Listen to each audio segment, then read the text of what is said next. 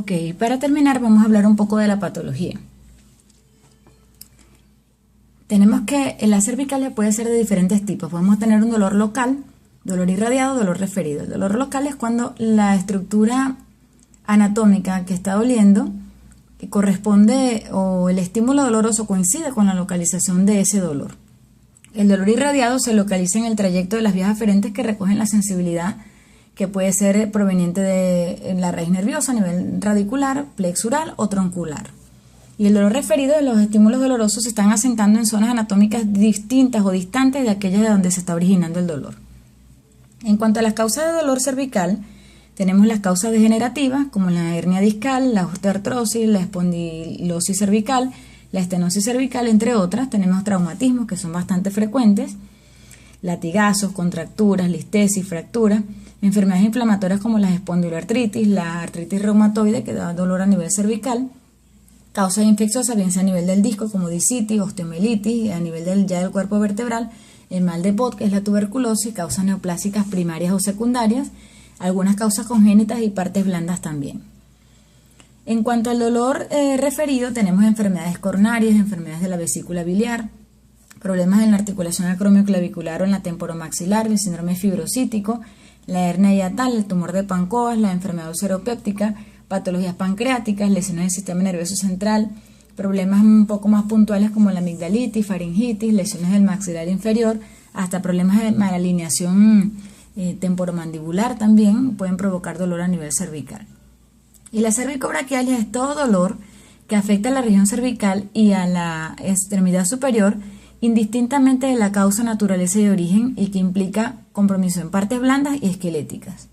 Puede ser de origen radicular, plexural o troncular, dependiendo de dónde venga. Entonces vamos a ver ahora una serie de imágenes para poder ponernos en contexto. Aquí tenemos el compromiso a nivel articular, discoartrosis, juncoartrosis, que sería artrosis en las oncovertebrales, y también osteoartrosis de las interapofisarias posteriores. Vamos a ver, fíjense, aquí podemos ver algunas excrescencias óseas. Estos son los llamados osteofitos, que crecen en la parte anterior, y a diferencia de los sindesmofitos que se ven en espondiloartritis, crecen en sentido 45 grados y vienen del hueso. Son de la parte ósea, no son del ligamento. Aquí vemos una proyección oblicua de la columna cervical, y indirectamente estamos viendo que hay disminución del espacio intervertebral entre estos cuerpos vertebrales. Eso es por una discartrosis. Vemos que el dolor cervical irradiado proveniente o procedente de las hernias corresponde al 25% de los casos. Se produce por ruptura de las fibras del anillo fibroso y núclea. Hay salida del núcleo pulposo o gelatinoso que va a comprimir en la raíz, que recuerden que es uno de los límites del agujero de conjunción. Es de instalación aguda, ocurre generalmente en individuos jóvenes, es menos frecuente que las lumbares, fíjense, muchísimo menos, y generalmente son monorradiculares, es decir, que afectan una sola raíz nerviosa. En las causas traumáticas podemos tener traumatismos mayores y menores. Fíjense que entre los traumatismos mayores, pues obviamente son muy visibles en la radiología, y traumatismos menores a veces no podemos ver en una radiografía convencional, sino que tenemos que pedir una resonancia magnética. Fíjense, por ejemplo, aquí hay una retrolistesis de la vértebra C7 sobre C6, y esto es postraumático, con disminución del espacio intervertebral. Tenemos también trastornos de motores de origen medular que ya van a ocasionar un problema un poco mayor, más de parálisis, porque recuerden que cuando se comprimen en forma traumática o por problemas de artrosis o por hernia, se produce una parálisis flácida a nivel de los miembros superiores, y va a afectar por afectación de las motoneuronas del asta anterior de la médula, y una parálisis espástica de los miembros inferiores por el compromiso medular. También podemos tener trastornos encefálicos que ocurren por insuficiencia vertebrovascular, por compresión directa de la arteria vertebral, que sabemos que está en todo el trayecto de la columna cervical. Y pueden ser cefaleas, puede provocar trastornos visuales, auditivos, trastornos del sueño, trastornos motores, entre otros. Aquí vemos una proyección anteroposterior de la columna, fíjense, para ver los cuerpos vertebrales, vemos la alineación de las apófisis espinosas, vemos las articulaciones oncovertebrales. Tenemos también en estas imágenes calcificación de las arterias vertebrales que se ven hacia los lados, fíjense, donde están los puntitos rojos.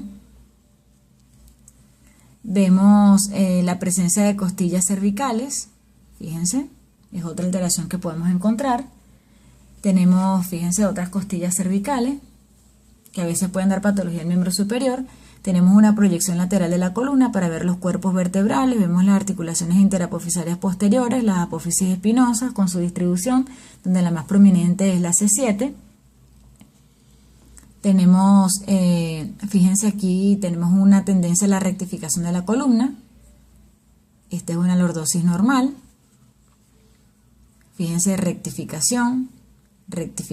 Aquí vemos una imagen que parece corresponder a un sindesmofito. Tenemos inestabilidad. Fíjense que vemos que las vértebras no están completamente alineadas. Vemos esta vértebra está movida menos de 25% con respecto a su vértebra subyacente.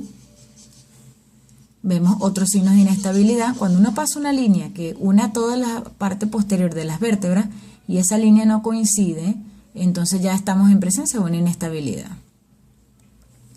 Fíjense aquí, no coincide, no hacemos esa lordosis, fíjense. Igual aquí, las vértebras no siguen un trayecto continuo, cónsono. Igual aquí, fíjense, hay una listesis también. Otros signos de inestabilidad. Fíjense, otros signos de inestabilidad. La columna rectificada y además con listesis. Osteofitos anteriores. Aquí vemos otra proyección de osteofitos anteriores. Inestabilidad a nivel de la columna, fíjense, no coinciden esos espacios vertebrales.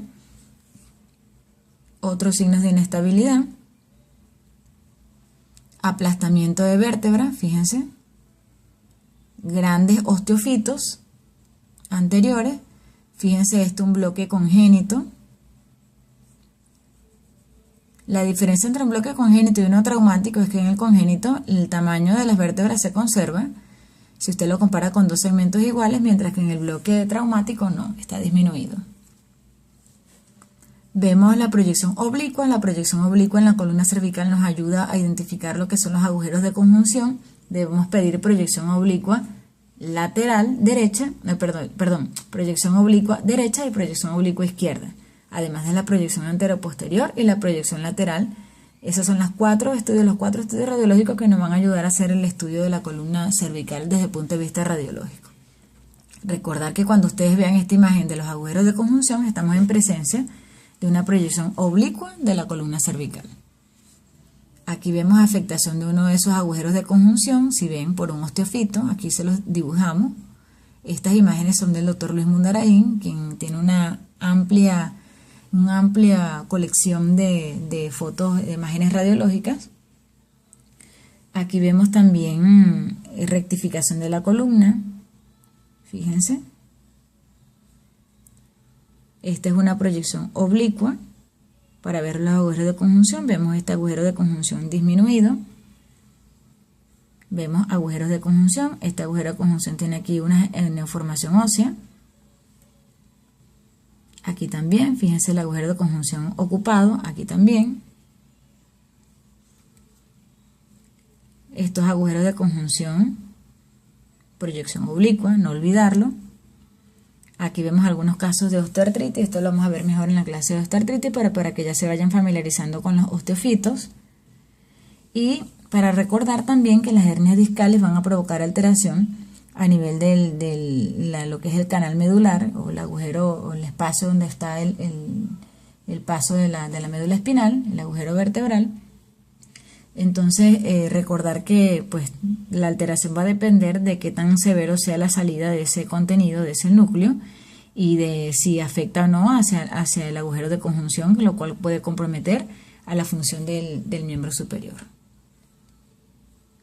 Fíjense aquí, vemos algunas protrusiones, pero vemos que no se contacta con el saco dural. Esta es la imagen radiológica del paciente que les mostré que tenía una actitud espondilítica, prácticamente una fusión completa de lo que son las interapofisarias posteriores y una fusión completa de lo que es el segmento anterior de la columna. Y no olvidar también que podemos tener otras estructuras como tumores que pueden también dar dolor a nivel cervical. Bueno, y con esto concluimos esta parte de columna cervical.